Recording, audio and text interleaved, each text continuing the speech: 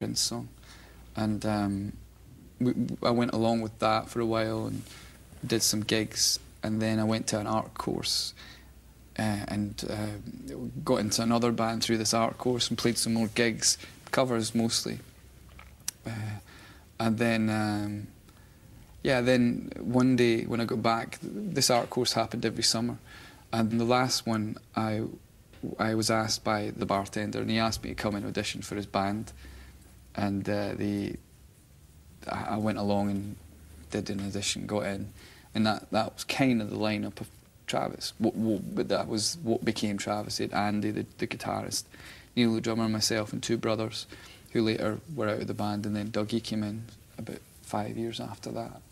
But around about this time I went to art school as well, and around about this time I had a real opening of culture, because I'd kind of lived in me and my mum, and no big brothers and sisters.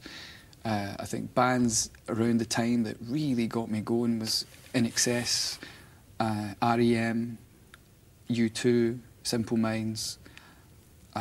Nothing before. Everything happened then. I almost didn't know like bands. There were really cool bands before then.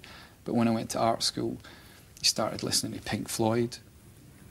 Piper at the Gates of Dawn was, we'd do covers of Bike on Piper at the Gates of Dawn, and we'd sit on the steps of the art school jamming, and you know, people of, oh, check this song, check that song. So there was a real nice melting pot at art school, and so I went along with art school for a few years, 2 years, and the band, and eventually the band kind of won out. And around about this time that's when I started to think, being in a band, I could actually maybe try and get a record deal. Could take maybe. it seriously. Yeah, and I was around about 18 or so, or 19, maybe even 20. What about Driftwood? When did you write this song?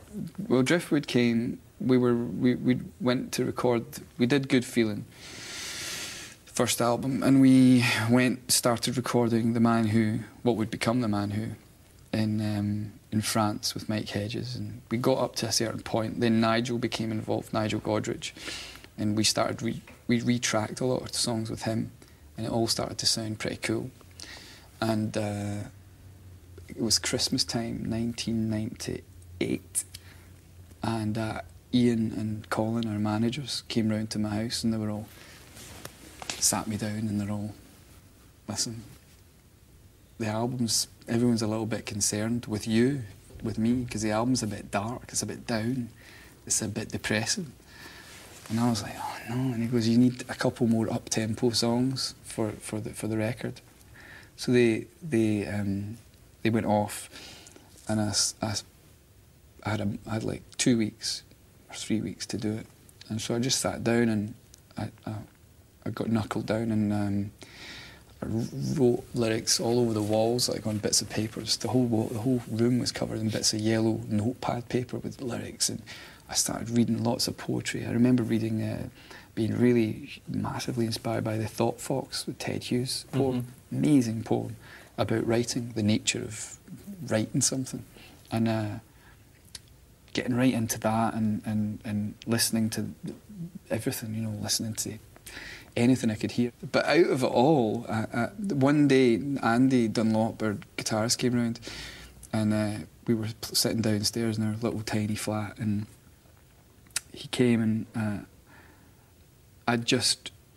before he'd arrived, I'd been washing the dishes, and apropos of nothing, I just sung out the first line of the chorus of Driftwood, totally out of the blue, like as you do when you're just like, doo-doo-doo.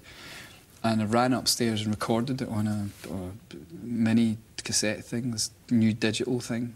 I didn't quite know how it worked, but I didn't realise that I hadn't unpaused it. I thought I was recording, but when I paused it, I unpaused it, and basically just recorded myself walking away from the tape machine downstairs.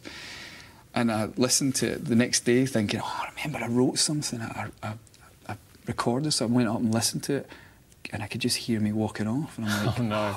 Shit. And I knew it was good. I was like, it was a really good melody, and I couldn't remember it, and it's just silence, and me downstairs making noise and nothing. And I'm going, how can I'm sure I recorded this, but I hadn't.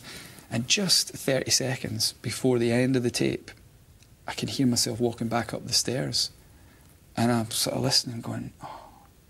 And I think in the tape I've forgotten something and got to the top of the stairs and turned and gone back down. And just as I go back down, just before the tape ends, I'd sung the line that I sung when I was washing the dishes again. And I could just hear it on the end of the tape, and the tape ended.